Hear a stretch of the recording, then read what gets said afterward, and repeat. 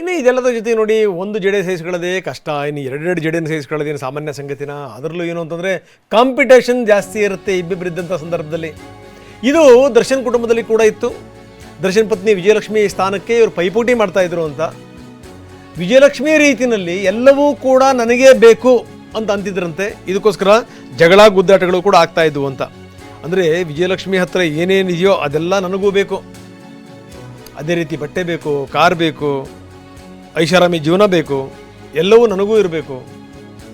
ಇನ್ನು ವಿಜಯಲಕ್ಷ್ಮಿಯವರಿಗೆ range rover car ಕೊಡಿಸಿದ್ರೆ ನನಗೆ ಯಾಕೆ ಕೊಡಿಸ್ತಿಲ್ಲ ಅಂತ.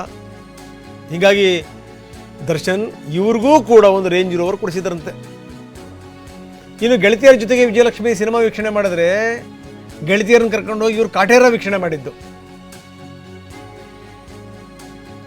ದುಬೈನಲ್ಲಿ ದರ್ಶನ್ ಮತ್ತು ವಿಜಯಲಕ್ಷ್ಮಿ ಮದುವೆಯ ವಾರ್ಷಿಕೋತ್ಸವ ಆಯಿತು. ಅದನ್ನೂ ಕೂಡ ಈಕೆ ಸಹಿಸಿಕೊಂಡಿರಲಿಲ್ಲ. ಸೊ ಇದು ಸಂಗತಿ. ಒಂದೇ ತರಹದ ಒಡವೆ ಬೇಕು, ಒಂದೇ ತರಹದ ವಸ್ತ್ರ ಬೇಕು, ನನಗೂ ಐಷಾರಾಮಿ ಜೀವನ ಬೇಕು, ಅವ್ರಿಗಿರುವಂಥ ಕಾರ್ ನನಗೂ ಬೇಕು. ಸೊ ಈ ರೀತಿ ನೋಡಿ ಕಾರುಗಳು, ಇವರು ರೇಂಜ್ ಜಾಸ್ತಿ ಇದೆ. ಹೀಗಾಗಿ ಏನು ಅಂತಂದರೆ ರೇಂಜ್ ರೋವರ್ನ ವಿಜಯಲಕ್ಷ್ಮಿಗೆ ಕೊಡಿಸಿದ್ರೆ ನನಗೂ ಕೂಡ ರೇಂಜ್ ರೋವರ್ ಬೇಕು ಅಂತ Pavithra Gowda range rover ತಗೊಂಡಿದ್ರಂತೆ. So ಇದು ಸಂಗತಿ. ಏನು ಹೇಳ್ತೀರಿ? ಸೊ ಈ ರೀತಿ ಈ ಅತಿಯಾದಂಥ ಹುಚ್ಚಾಟಗಳಿದಾವಲ್ಲ, ಹುಚ್ಚಾಟಗಳೇ ಇಲ್ಲಿ ತನಕ ತಂದು ನಿಲ್ಲಿಸ್ಬಿಡುತ್ತೆ ನಾವು ಜೀವನನ. ವಿಜಯಲಕ್ಷ್ಮಿ ರೇಂಜ್ ರೋವರ್ ತಗೊಂಡ್ರು ಅಂತ ಪವಿತ್ರ ಗೌಡ ನನಗೂ ರೇಂಜ್ ರೋವರ್ ಬೇಕು ಅಂತ. ಹೀಗಾಗಿ ದರ್ಶನ್ ಅವ್ರಿಗೂ ಕೂಡ ಒಂದು ರೇಂಜ್ ರೋವರ್ ಕೊಡಿಸಿದ್ರಂತೆ. ಆ ದೃಶ್ಯಾವಳಿಗಳನ್ನು ನಾವು ತೋರಿಸ್ತಾ ಇದ್ದೀವಿ. ಇಲ್ಲಿ ನೋಡಿ, ಇದು ಸಂಗತಿ. ಅಂದರೆ ಏನೇನಿದೆ ಈ ಕಾರು, ಒಡವೆ, ಐಷಾರಾಮಿ ಜೀವನ ಏನೇನಿದೆ ಅದೆಲ್ಲವೂ ನನಗೂ ಕೂಡ ಬೇಕು ಅಂತ ಪವಿತ್ರ ಗೌಡನ ಹಠ. ವಿಜಯಲಕ್ಷ್ಮಿ ಹತ್ರ ಏನೇನಿದೆಯೋ ಅದೆಲ್ಲವೂ ಕೂಡ ನನ್ನ ಹತ್ರನೂ ಇರಬೇಕು ಅಂತ. ಹೀಗಾಗಿ ಈ ದರ್ಶನ್ ಜೊತೆಗೆ ಸಾಕಷ್ಟು ಸಂದರ್ಭಗಳಲ್ಲಿ ಜಗಳ ಗುದ್ದಾಟಗಳು ಕೂಡ ಆಗ್ತಾಯಿದ್ವು ಅಂತ. ಕೊನೆಗೆ ಈ ಹಠ ನೋಡೋಕ್ಕಾಗದೇ ದರ್ಶನ್ ವಿಜಯಲಕ್ಷ್ಮಿಯವ್ರ ಹತ್ರ ಏನೇನಿದೆ, ಅವ್ರಿಗೆ ಏನೇನು ಕೊಡಿಸಿದ್ರು ಅದೆಲ್ಲ ವಸ್ತುಗಳನ್ನು ಇವ್ರಿಗೂ ಕೂಡ ಕೊಡಿಸಿದ್ರು ಅನ್ನುವಂಥ ಮಾತು. ಸೊ ಇದು ನೋಡಿ ಸಂಗತಿ. ಕುಟುಂಬದಲ್ಲಿ ಏನೇನು ಬರ್ತವೆ, ಏನು ಎತ್ತಾನಕ್ಕೆ. ನಾವು ಇಷ್ಟೊಂದೆಲ್ಲ ಮಾತಾಡ್ತೀವಿ, ಈ ವಿಜಯಲಕ್ಷ್ಮಿ ಇದನ್ನೆಲ್ಲ ಹೆಂಗೆ ಸಹಿಸ್ಕೊಂಡ್ರು? ಏನು ಸಾಮಾನ್ಯ ಸಂಗತಿನ?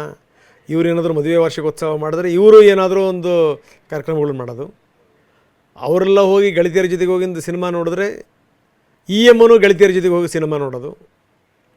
ಈ ತರಹದ ಹುಚ್ಚಾಟಗಳು ನೋಡಿ. ಗೆಳತಿಯರ ಜೊತೆಗೆ ಕಾಟೇರ ಸಿನಿಮಾ ವೀಕ್ಷಣೆ ಮಾಡಿದ್ದು ಇದು. ಸೊ ಈ ರೀತಿ ಜಟಾಪಟಿಗಳು ನಡೀತಾನೆ ಇದ್ದು ಮನೆಯಲ್ಲಿ. ಜೊತೆಗೇನಂದರೆ ಈ ಕೊಲೆ ತನಕ ಬಂದು ನಿಲ್ತಲ್ಲ, ಅಲ್ಲೂ ಕೂಡ ಈ ಹುಚ್ಚಾಟಗಳೇ ಕಾರಣ ಆಗ್ಬಿಟ್ವೇನೋ ಅಂತ, ಈ ತಿಕ್ಕಲ್ತನಗಳೇ ಕಾರಣ ಆಗ್ಬಿಟ್ವೇನೋ ಅಂತ.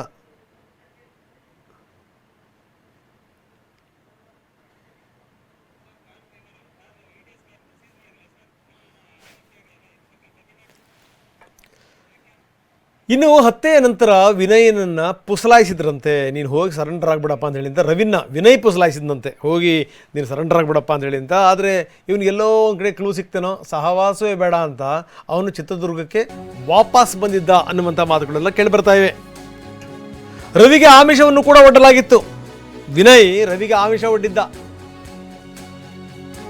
ನೀನು ಸರೆಂಡರ್ ಆಗಿಬಿಡು, ಎಲ್ಲ ಬಿಡಿಸ್ಕೊಂಬರ್ತೀವಿ, ನೀನೇನು ಯೋಚನೆ ಮಾಡಬೇಡ. ವಿನಯ್, ಲಕ್ಷ್ಮಣ್ ಇವರೆಲ್ಲ ಸೇರ್ಕೊಂಡು ಆಫರ್ ಕೊಟ್ಟಿದ್ರು, ಸರೆಂಡರ್ ಆಗು, ಹಣ ಕೊಡ್ತೀವಿ ಅಂತ ಗ್ಯಾಂಗ್ ಹೇಳಿತ್ತು. ನೀವೆಷ್ಟು ಕೊಟ್ಟರೂ ಬೇಡ ಅಂಥೇಳಿ ಅದೇ ಕಾರಿನಲ್ಲಿ ಹೆದರ್ಕೊಂಡು ವಾಪಸ್ ಬಂದಿದ್ದ ರವಿ.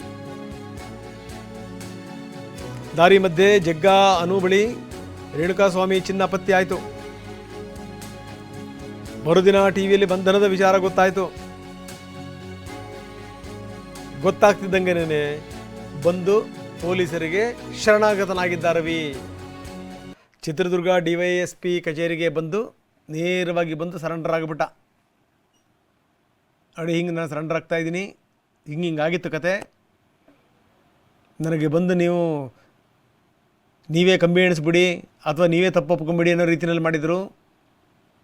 ನೀನೇ ಸರೆಂಡರ್ ಆಗಿಬಿಡು, ದುಡ್ಡು ಕಾಸು ಕೊಡ್ತೀವಿ ಅಂತ. ಕೊನೆಗೆ ಇವರು ಸಹವಾಸವೇ ಬೇಡ ಅಂಥೇಳಿ ನಾನು ದೂರ ಇದ್ದೆ ಅನ್ನುವಂಥ ಮಾತನ್ನು ರವಿ ಹೇಳಿದ್ದಾನೆ. ತಾನೇ ಸ್ವಇಚ್ಛೆಯಿಂದ ಬಂದು ಪೊಲೀಸರಿಗೆ ಶರಣಾಗತನಾಗಿದ್ದ ರವಿ. ಅವನ ಬಂದಂಥ ದೃಶ್ಯಗಳನ್ನು ಕೂಡ ನಾವು ತೋರಿಸ್ತಾ ಇದ್ದೀವಿ. ಆ ವಿನಯ್ ಯಾರು ಈ ರವಿಗೆ ಈ ರೀತಿ ಆಮಿಷ ತೋರಿಸಿದ್ನಲ್ಲ, ಅದೇ ವಿನಯ್ ನಾವು ತೋರಿಸ್ತಾ ಇದ್ದೀವಿ. ಈ ಕಾರ್ ಮೇಲೆಲ್ಲ ನಿಂತ್ಕೊಂಡು ಪೋಸ್ ಕೊಡ್ತಿರೋದು, ದರ್ಶನ್ ಜೊತೆ ನಿಂತ್ಕೊಂಡು ಪೋಸ್ ಕೊಡ್ತಿರೋಂಥ ವ್ಯಕ್ತಿ ಇದ್ದಾರಲ್ಲ, ಇದೇ ವ್ಯಕ್ತಿ ವಿನಯ್ ಹೋಟೆಲ್ ಉದ್ಯಮಿ.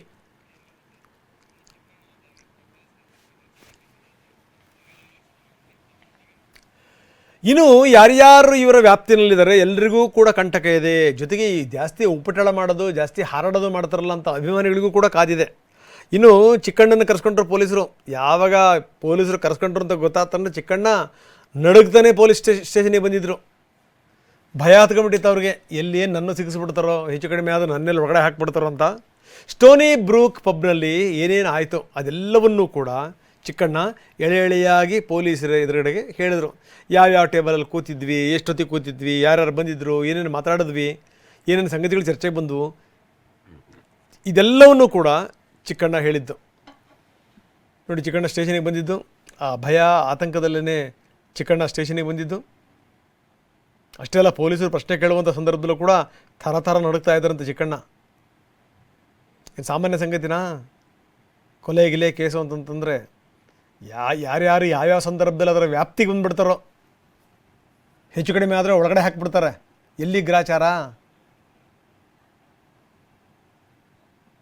ಇದು ಖಾಕಿ ವಿಚಾರಣೆ ಸಂದರ್ಭದಲ್ಲಿ ಚಿಕ್ಕಣ್ಣ ಲೆಕ್ಕದಲ್ಲಿ ನಡುಗ್ತಾ ಇದ್ರಂತೆ. ಎದುರಿಗೆ ನಟ ದರ್ಶನ್ ಇದ್ದರೂ ಕೂಡ ನಾವೇನು ಮಾತಾಡಲಿಲ್ಲ ಜಾಸ್ತಿ ಅನ್ನುವಂಥ ಮಾತನ್ನು ಹೇಳಿದ್ರು. ಜೊತೆಗೆ ಒಂದು ಲೀಟ್ರ್ ನೀರು ಕುಡಿದ್ರು. ಎಲ್ಲೇ ಹೋದರೂ ಕೂಡ ಹುಷಾರಾಗಿರ್ಬೇಕಪ್ಪ ಅಂತ ಬೇರೆ ಚಿಕ್ಕಣ್ಣ ಹೇಳೋದ್ರಂತೆ. ಯಾರ ಜೊತೆಗೆ ಹೋಗಬೇಕಾದ್ರೂ ಕೂಡ ಜೋಪಾನವಾಗಿ ಹೋಗಬೇಕು. ನೋಡಿ, ಇಲ್ಲಿ ಬಹಳಷ್ಟು ಸಂದೇಶಗಳಿದೆ. ಈ ನಮ್ಮ ಯುವಕರುಗಳು ಇದನ್ನು ನೋಡಬೇಕು.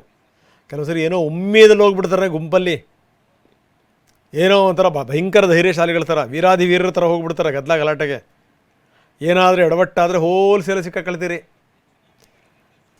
ಇನ್ನು ನಾವು ಯಾರ್ಯಾರ ಜೊತೆಗೆ ಇರ್ತೀವಿ, ಯಾರ್ಯಾರು ಸಂಬಂಧ ಮಾಡ್ತೀವಿ, ಯಾರ್ಯಾರ ಸಂಪರ್ಕದಲ್ಲಿರ್ತೀವಿ, ಯಾರ್ಯಾರ ಜೊತೆಗೆ ಎಣ್ಣೆ ಹೊಡೆಯೋಕ್ಕೆ ಹೋಗ್ತೀವಿ, ಯಾರ್ಯಾರ ಜೊತೆಗೆ ಟೇಬಲ್ ಹಂಚ್ಕೋತೀವಿ, ಯಾರ್ಯಾರ ಜೊತೆಗೆ ಟೂರು ಟ್ರಿಪ್ಪು ಹೋಗ್ತೀವಿ, ಇದೆಲ್ಲದನ್ನು ಕೂಡ ಬಹಳ ಯೋಚನೆ ಮಾಡಿ ಚೂಸ್ ಮಾಡಬೇಕು. ಇಲ್ಲ ಅಂತಂದರೆ ಸಿಕ್ಕಾಕೊಳ್ಳೋದು ಗ್ಯಾರಂಟಿ.